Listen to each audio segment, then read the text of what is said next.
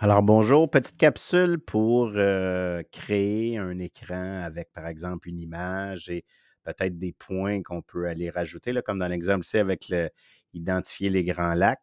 Alors, ce que ça a l'air du côté élève, ben en fait, on a une image et l'élève peut aller déplacer les points à l'endroit pour identifier le grand lac de son choix. Alors, comment on fait ça? Ben, dans un écran ici, je vais juste aller rajouter là, par exemple, là, je vais juste aller ajouter un écran vide, par exemple.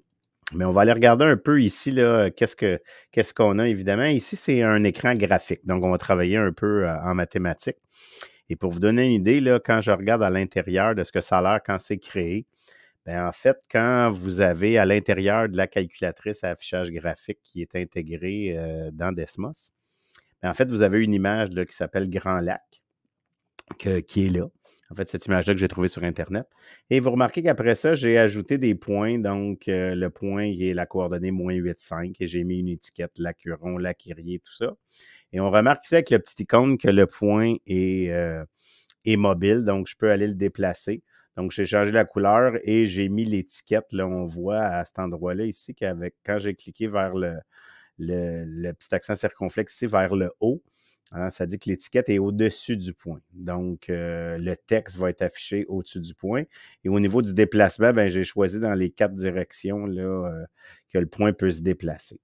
Alors, comment on fait pour faire ça? Ben, essentiellement, je vais retourner à mon écran ici, là, qui est vide.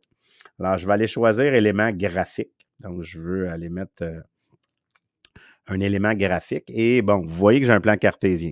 Je vais aller à l'intérieur de cet élément graphique-là. Et là, ben, je vais laisser le plan cartésien pour le moment, ça va me permettre de me situer. Alors, je vais aller choisir mon image que j'ai déjà téléchargée, donc mon image des Grands Lacs qui est là, que je peux aller grossir, là, que je pourrais aller jouer avec, donc la mettre un petit peu plus grande, comme ça. Et là, ben, je peux laisser le quadrillage là, pour voir à quel endroit je vais aller placer et je peux la déplacer, là, cette image-là. Là, vous avez compris que je pourrais la déplacer, tout ça. On voit ici là, que je peux aller jouer avec le centre, donc je peux la placer au centre 0,0 là, si jamais je l'ai déplacée puis je veux qu'elle soit bien centrée là, par rapport au plan cartésien. Et après ça, ben, je vais aller placer des points. Donc, par exemple, pour aller placer un point dans le plan cartésien, là, on a vu tantôt, j'avais le point -8,5, par exemple. Mais là, vous voyez qu'il y a un point rouge qui vient d'apparaître à cet endroit-là. Évidemment, si je choisis, je viens cliquer sur étiquette et là, je peux aller mettre, là, par défaut, il va afficher la coordonnée. Mais je peux aller, par exemple, écrire lac Huron comme vous avez vu tantôt.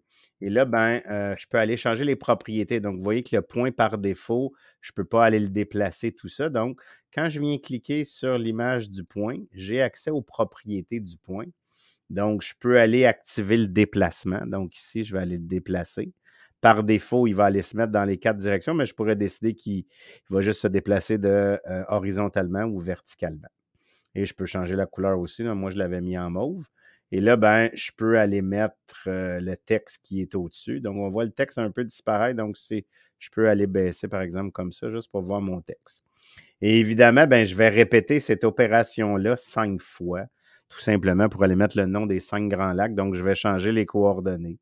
Par exemple, je pourrais avoir un petit côté paresseux et me dire, ben, je pourrais aller, au lieu de tout refaire ça, je pourrais aller dupliquer ce point-là. Donc, en venant sélectionner ici, quand je suis sur la ligne où j'ai mis mon point, je pourrais aller ici, aller cliquer sur mon petit engrenage et aller dupliquer, par exemple, 4 fois pour avoir mes 5 points.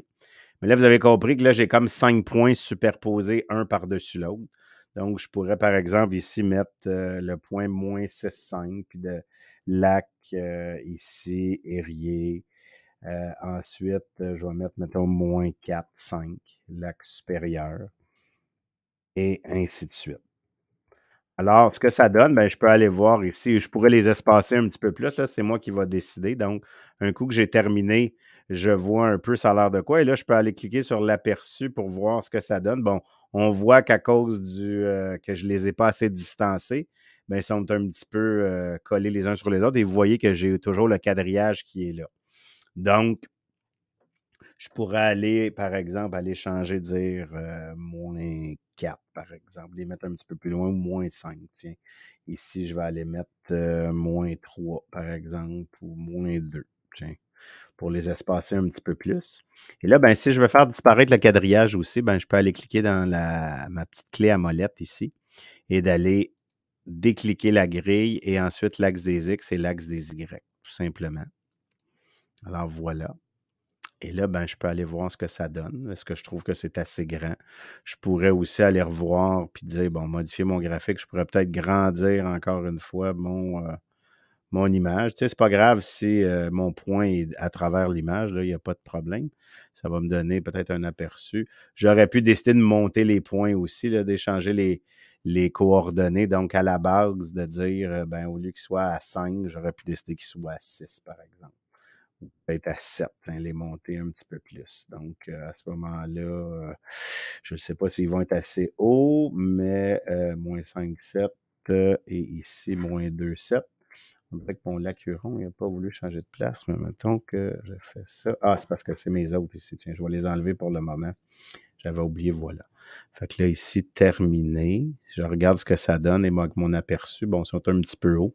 J'aurais pu les baisser encore un petit peu. Donc, vous voyez un peu l'idée de comment je peux aller faire une activité, un écran d'une activité avec des éléments à placer sur une image. Et là, ben, je suis sur une carte, mais pensez à toutes vos bonnes idées où vous pouvez aller placer peut-être des mots dans des sections de ce genre de trucs-là. Donc, d'aller placer des éléments. Ici, votre image, ça pourrait très bien être un tableau, ça pourrait que vous avez fait dans Word, par exemple. Donc, les idées, vos idées seront les meilleures. Donc, ça pourrait être des mots à classer avec des ensembles, des trucs comme ça. Donc, les possibilités sont un peu infinies. Un coup qu'on a compris le principe de dire que quand on travaille dans un plan cartésien, puis qu'on peut aller placer les points avec les étiquettes, bien, ça permet un certain nombre de possibilités intéressantes. Alors voilà.